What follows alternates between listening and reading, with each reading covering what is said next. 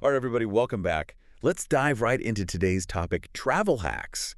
We're talking about those ingenious tips and tricks that can elevate any trip from good to great. And who better to guide us through this world of travel wizardry than the one and only Ahmed Dawn? Oh, he's a legend. We're talking decades of travel experience under his belt. The man's practically a walking, talking travel encyclopedia. So we did our homework, folks. Delved deep into his bio, a recent blog post of his, even a YouTube video. And let me tell you, this man is bursting with clever ideas for maximizing your travel experiences. And trust me, some of these hacks are real eye-openers, like using your library card to score free museum passes. Who knew? Seriously. It's those kinds of unexpected connections that I love uncovering. It's all about being resourceful and thinking outside the typical tourist box. So let's unpack this library hack a bit. I gotta admit, I was today years old when I learned about this. It's one of those things you hear and think, wait, really? But so many libraries, especially in larger cities, have programs for free or discounted passes to museums, cultural centers, sometimes even amusement parks, all for free with your library card. And it makes perfect sense when you think about it. Libraries aren't just about books anymore. They're all about community engagement. And what better way to connect with your city than by exploring its cultural offerings? Exactly. Plus, let's not forget about the digital age we live in. Many libraries have online portals where you can reserve these passes from the comfort of your own home. Talk about convenience. It's like having a secret stash of free entertainment at your fingertips. Okay, from libraries to something I like to call the Swiss Army knife of travel gear, the buff.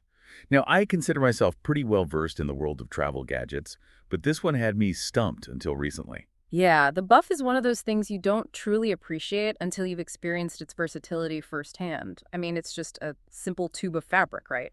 But it can morph into so many things. Seriously, it's like a scarf, a headband, a face mask, a hat, a wristband. I even saw someone using it as a makeshift grocery bag in a pinch. It's incredible how such a small, lightweight item can be so multifunctional. And for those of us who are all about packing light, the buff is a game changer. Absolutely. Imagine you're on a long-haul flight, the air conditioning is blasting, and you realize you forgot your eye mask. Boom, buff to the rescue. Instant sleep mask. Or you're exploring a dusty ancient city and need to keep the sand out of your face. Buff again. It's like having a whole drawer full of accessories packed into this one tiny item. Okay, you've convinced me. I'm officially adding a buff to my packing list. Where can our listeners get their hands on one of these magical things? They're pretty easy to find online at most outdoor stores. Even some travel shops carry them. Perfect. All right, let's move on to a topic that's music to any budget traveler's ears. Yeah. Free walking tours. I've done these in a few cities, and they're always a highlight for me. There's something so charming about exploring a new city on foot. And when it's led by a local guide who's passionate about their city, even better. And you can't beat the price tag. It's a fantastic way to get your bearings in a new place, learn about the history and culture, and maybe even discover some hidden gems you wouldn't find in your typical guidebook. And it's a great way to support locals who are passionate about sharing their city with visitors. Just remember to tip your guides, folks. It's their livelihood, after all. Absolutely. Speaking of supporting locals, Ahmed's a big advocate for ditching those tourist traps when it comes to food and seeking out those hole-in-the-wall eateries that only the locals seem to know about. He's got a point. Those are often the places where you'll find the most authentic and flavorful cuisine. Plus, you're supporting local businesses and getting a true taste of the local culture. It's a win-win. But how do you find these hidden gems? Well, Ahmed suggests asking locals for recommendations. Your hotel concierge, your taxi driver, even that friendly barista at the coffee shop down the street. I love that. It's about being open to those spontaneous interactions and embracing those unexpected encounters. Who knows what culinary treasures you might uncover? Exactly. And if you strike out there, the internet is always a good backup. Websites and apps like Yelp and TripAdvisor can be surprisingly helpful for unearthing those local favorites. Solid advice. All right, we've covered libraries, buffs, free walking tours, and culinary adventures. Quite the mix of travel wisdom. But Ahmed's got more up his sleeve, folks. This next one might come as a surprise. He's a big advocate for learning some basic car maintenance, especially if you're planning a road trip. Okay, I'll admit, I'm not the most mechanically inclined person, but I get it. Knowing how to change a flat tire, check your oil, maybe even jumpstart a car, those are valuable skills to have, especially if you're venturing off the beaten path. Exactly. It's all about being prepared and self-sufficient. A little bit of car knowledge can go a long way, potentially save you a lot of time, money, and stress in the long run. It's like that old saying, give man a fish, you feed him for a day. Teach a man to fish, you feed him for a lifetime. Except in this case, it's more like teach a traveler to change a tire, and they can conquer the open road with confidence. Love it. And speaking of conquering the open road, let's talk about something near and dear to many travelers' hearts, those coveted airline miles. Ah, yes, airline miles, the frequent flyer's best friend. Everyone's got their own strategy for accumulating and redeeming them. What's Ahmed's take?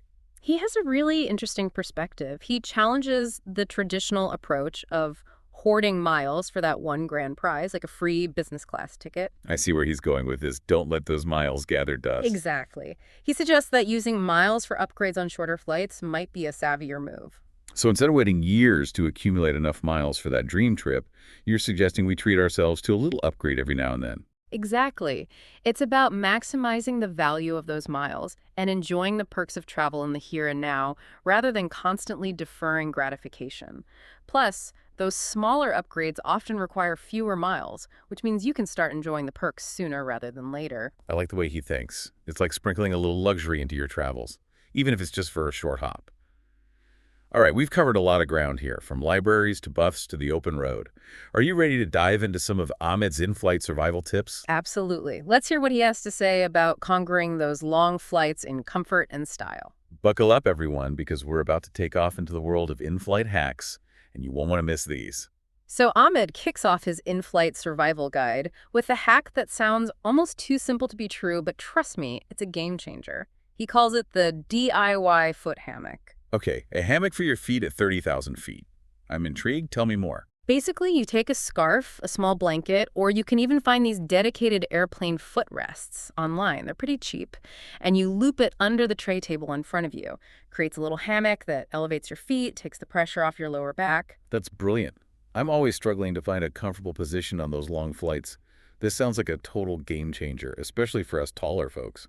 Ugh. Speaking of comfort, did he mention anything about staying hydrated up there? We all know how dry those airplane cabins can be. Absolutely. Staying hydrated is key. And he goes beyond just drinking plenty of water, which, of course, you should do. He also suggests packing salty snacks. Wait, salty snacks? I thought the goal was to avoid bloating on flights. Right, you don't want to go overboard, but a little bit of salt can actually help your body retain fluids, which is crucial when you're battling that dehydrating airplane air. Interesting. So, ditching the pretzels for something with a bit more of a salty kick. I'm starting to see the method behind his madness. Ah.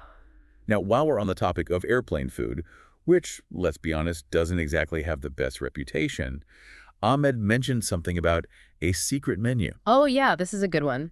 Apparently, many airlines have these hidden menus with tastier and often healthier options than what you'll find on the standard menu.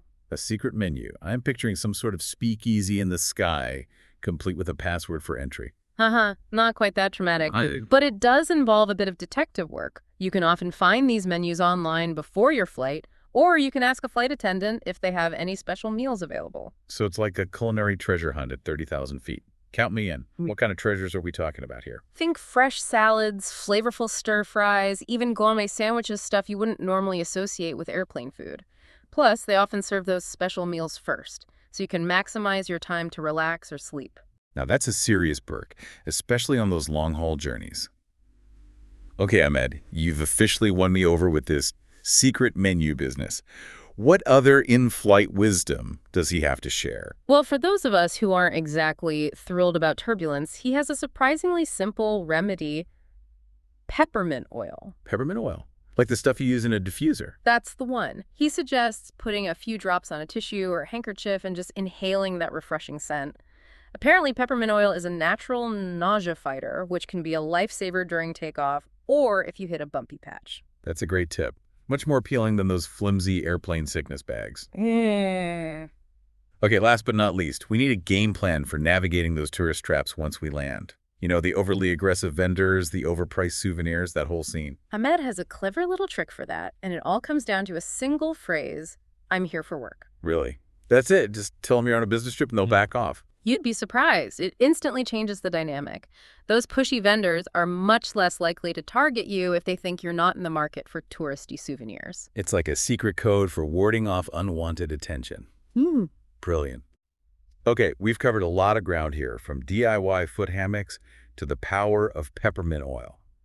It's amazing how many practical travel hacks Ahmed has up his sleeve. What stands out to you as the most valuable takeaway from his in-flight survival guide? I think it's that combination of practicality and resourcefulness. Ahmed's not suggesting we spend a fortune on fancy travel gadgets or memorize a whole phrase book of local languages. He's giving us simple, adaptable solutions that can make a real difference in our travel experiences. Exactly. It's all about being resourceful, thinking outside the box, and those little tweaks that can elevate your trip from good to great. Absolutely. Sometimes those small adjustments make all the difference in the world. Couldn't agree more. Speaking of making a difference, let's talk about how we can apply Ahmed's travel wisdom to one of the most rewarding aspects of travel, experiencing different cultures. And we're back, folks, ready to unearth the final gem in Ahmed Dawn's treasure chest of travel wisdom. I'm all ears. We've already uncovered so many brilliant hacks. I can't wait to see what he's got for us this time. Well, before the break, we dove deep into the art of experiencing local culture, finding those hidden gems, really immersing yourself in a destination. The go local philosophy, right? Loved that. Exactly. But now, let's talk about something that gets many travelers' hearts racing those coveted airline miles. Ah, yes, those magical miles. They hold so much potential for unlocking incredible travel experiences if you know how to use them right, that is. That's the key, isn't it? And that's where I think a lot of us go wrong. We fall into that trap of hoarding our miles, saving up for that one epic, once-in-a-lifetime trip. Oh, I know that trap all too well. I'm saving up for that business class ticket to Europe. Meanwhile, I'm stuck in economy for every other flight. Exactly. But Ahmed challenges that whole mindset. He calls it the upgrade mentality. Instead of waiting years to cash in your miles for that one big trip, why not use them for upgrades on shorter, more frequent flights? It's about enjoying those little perks along the way, right? A little more legroom, a comfier seat, maybe even some priority boarding. Those small upgrades can make a big difference in your overall travel experience. Exactly. It's about finding ways to make travel more enjoyable, even those shorter, less glamorous trips. And let's be real, those smaller upgrades often require way fewer miles than a free long-haul flight, so you can start enjoying those perks much sooner. It's like treating yourself to a little travel reward every now and then, instead of waiting years for that one big splurge. Exactly. It's about finding that balance between planning for those bucket list adventures and savoring those smaller moments of travel joy along the way. Well said. And as we wrap up this deep dive into Ahmed Dawn's travel wisdom, I'm struck by one overarching theme. It's not about spending a fortune or becoming a travel expert overnight. It's about approaching travel with a sense of curiosity, a willingness to think outside the box, and a genuine desire to connect with the world around you. Couldn't agree more. It's about being open to new experiences, embracing the unexpected, and finding joy in the journey itself. Absolutely. And on that note, we want to hear from you, our amazing listeners. What are your go-to travel hacks? What tips and tricks have you discovered along your own journeys? Share your wisdom with us, because when it comes to travel, we're all students, constantly learning and evolving. Keep those travel tips coming. Absolutely. A huge thank you to our expert for sharing their insights, and of course to you, our incredible listeners, for joining us on this deep dive into the world of travel hacks.